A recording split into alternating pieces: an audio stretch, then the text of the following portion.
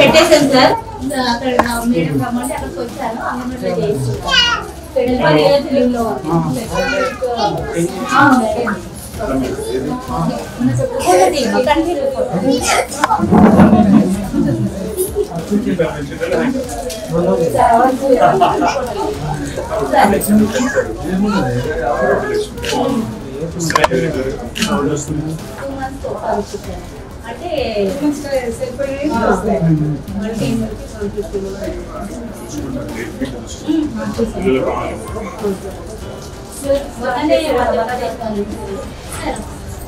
Thank you.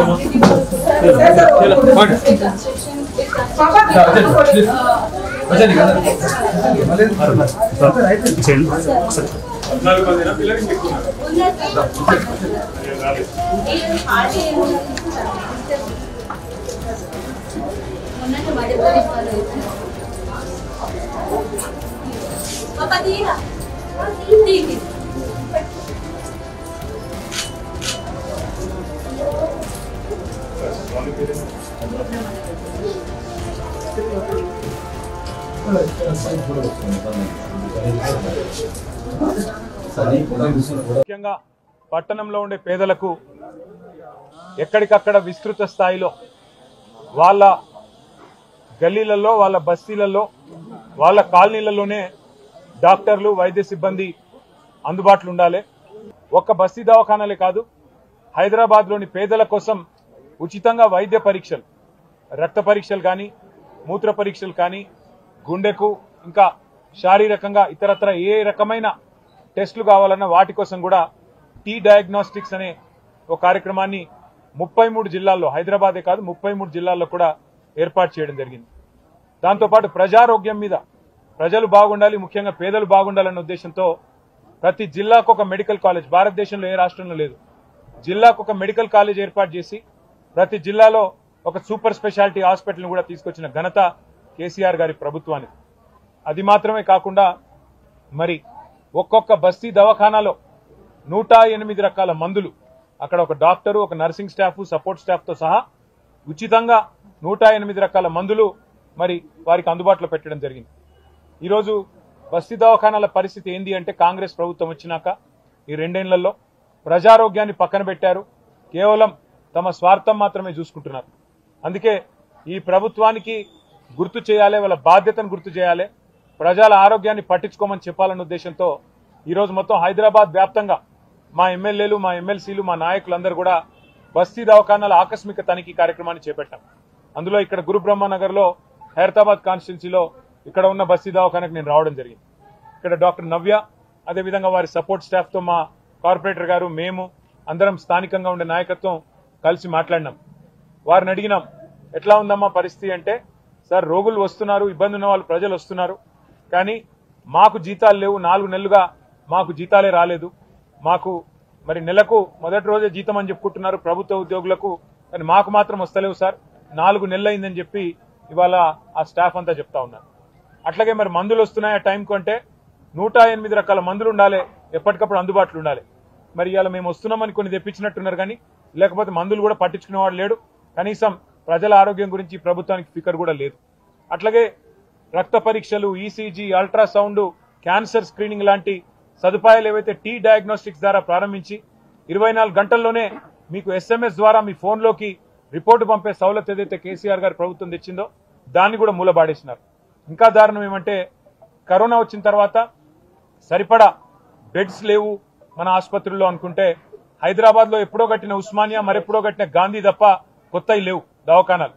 అందుకే కేసీఆర్ గారి ప్రభుత్వం హైదరాబాద్లో మరొక 6000 పడకలు యాడ్ చేయాలన్న ఉద్దేశంతో 4 TIMS, Telangana institute of medical sciences Jubilee Hills నియోజకవర్గంలోని ఎర్రగడ్డలో, అట్లాగే మరి ఎల్బీ నగర్ నియోజకవర్గంలోని గడ్డి అన్నారంలో, మల్కాజ్గిరి నియోజకవర్గంలోని అల్వాలలో, అట్లాగే శేర్లింగంపల్లి నియోజకవర్గంలోని గచ్చిబౌలిలో 4 దిక్కుల 4,000 పడకల ఆసుపత్రులు ప్రారంభించింది కేసీఆర్ ప్రభుత్వం.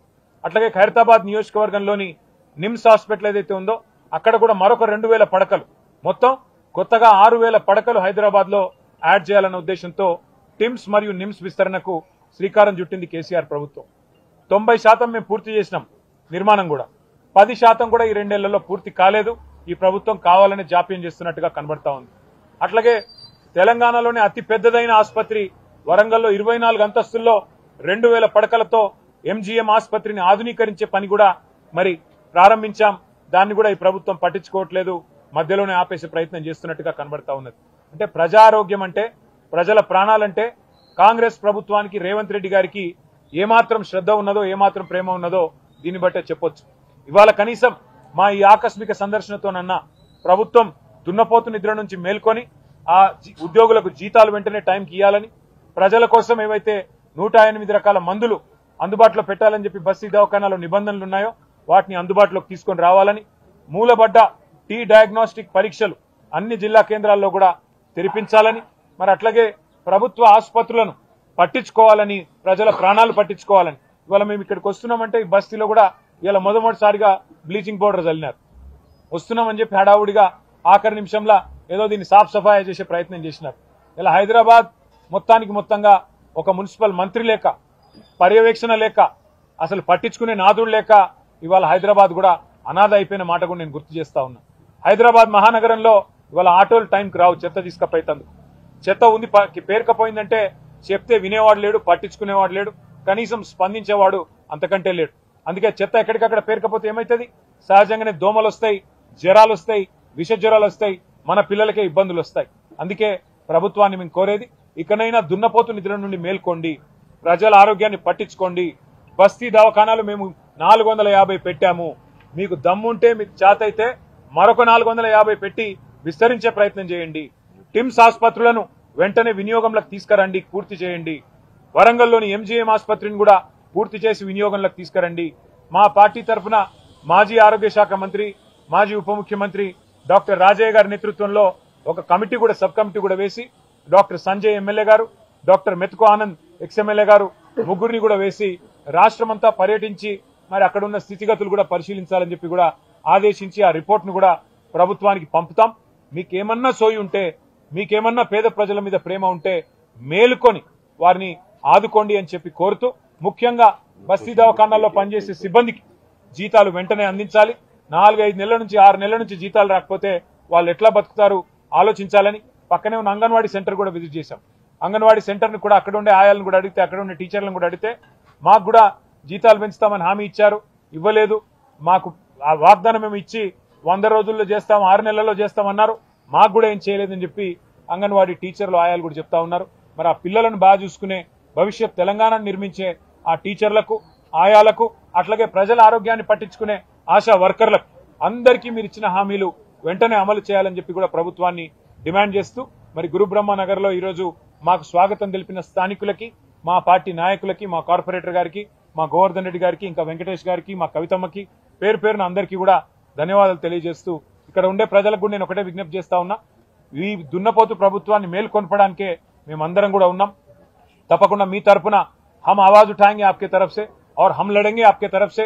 अगर ये गवर्नमेंट, अगर नाकाम गवर्नमेंट जो है काम नहीं करती है तो वादा आपसे है 2 साल बाद केसीआर साहब वापस आएंगे और फिर हैदराबाद को पटरी पे लाएंगे, तेलंगाना को पटरी पे लाएंगे और फिर एक बार बस्ती दवाखाना हो या टिम्स हॉस्पिटल हो या हमारे भाई और बहन की जो सेहत की बात हो, उस पर पूरा का पूरा जो एक फोकस करना है, वो फोकस करके हर किसी को मुतमईन करना हमारी जिम्मेदारी है. हम ये फर्ज हम निभाएंगे आपसे कहते हुए आप सबसे भी रुखसत लेते हैं. Thank you.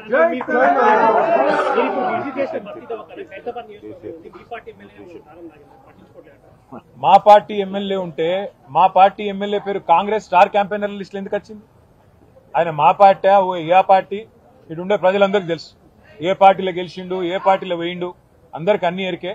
అంత పిచ్చోళ్ళు ఎవరు లేరు, కాంగ్రెస్ వాళ్ళు అనుకున్నంత పిచ్చోళ్ళు తెలంగాణలో ఎవరు లేరు. మా పార్టీ ఎమ్మెల్యే పేరు కాంగ్రెస్ స్టార్ క్యాంపెయినర్ లిస్ట్ ఎట్లా వస్తుందా? దానం నాగేందర్ పేరు స్టార్ క్యాంపెయినర్ కాంగ్రెస్. ఏమైనా నీతి ఉందా వాళ్ళకు? ఏమైనా రీతి ఉందా? అసలు ఏమైనా ఇజ్జత్ ఉందా అంటున్నాను నేను కాంగ్రెస్ పార్టీ. ఎంతసేపు కొట్లాడుకున్నాడు, ఎంతసేపు అని. ఇంకోటి ఎమ్మెల్యేలకు కూడా పార్టీ మారిన వాళ్ళకి ఏమైనా సిగ్గుందా? అది ఏ పార్టీలోనే ఉంటే చెప్పలేని దౌర్భాగ్యం ఏంది నాకు అర్థం కాదు. చెప్పు దమ్ముంటే నేను కాంగ్రెస్ లో పోయినా, అవసరమైతే ఉప ఎన్నిక కొట్లాడతా, నాకు ప్రజల మీద పెద్ద పొడి చేసినాం, అద్భుతాలు చేసినాం, 2 నెలల విజయోత్సవాలు చేస్తారు కదా, చేయి రాండ్రి ఎలక్షన్లకు, ఎవరు వద్దన్నమా. అల్టిమేట్ ఇక ఆల్ ఇండియా కాంగ్రెస్ కమిటీ కాదు, దాని పేరు ఆల్ ఇండియా కరప్షన్ కమిటీ. దానికి నాయకుడు ఖార్గే గారు, రాహుల్ గాంధీ గారు. ఈ all India corruption committee all India corrupt Congress ఏదైతే ఉందో మరి ఎట్లా కరప్ట్ చేస్తుందంటే మా పార్టీలో గెలిచిన 10 మంది ఎమ్మెల్యేలని తీసుకుపోవడమే కాకుండా స్పీకర్ గారి కాడనేమో అబద్దాలు లే మేము పార్టీ మారలేని అబద్దాలు, బయటనేమో స్టార్ క్యాంపెయినర్లలో ఏఐసిసి లిస్ట్ ఇచ్చింది, అందులో సిగ్గు లేకుండా ఖైరతాబాద్ ఎమ్మెల్యే దానం నాగేందర్ పేరు కూడా ఇచ్చిందంటే ఎంత గొప్పగా పనిచేస్తుందో కాంగ్రెస్ పార్టీ దీన్ని బట్టే చెప్పొచ్చు. కానీ ఈరోజు కాంగ్రెస్ పార్టీ కంటే కూడా మేము కోరేది మళ్ళొక్కసారి ప్రజల ఆరోగ్యాలు పట్టించుకోండి, టిమ్స్ ఆసుపత్రుల నిర్మాణం వెంటనే పూర్తి చేయండి, లేకపోతే ఒక్కొక్క టిమ్స్ ఆసుపత్రి దగ్గర 1000 మందితో తొందరలోనే ధర్నా కార్యక్రమం పెడతాము. ఇంకా హైదరాబాద్ లో ఇవాళ ప్రజల కష్టాలు గమనించండి. 350 బస్తీ దవాఖానాలు ఏవైతున్నాయో వాటికి రండి. ఇవాళ దవాఖానాలకే సుస్థి చేసే పరిస్థితి ఉన్నది. అక్కడ ఉండే సిబ్బందిని పట్టించుకోండి. 4-6 నెలలు జీతాలు ఇవ్వకపోతే వాళ్ళు ఎట్లా బతుకుతారు? ఇది మా పార్టీ తరఫున మేము అడుగుతున్న ప్రశ్న. హైదరాబాద్ అంతటా చేసిన ఈ కార్యక్రమాన్ని కొనసాగిస్తాం, వాళ్ళకు న్యాయం జరిగేదాకా పోరాడతాం. Thank you.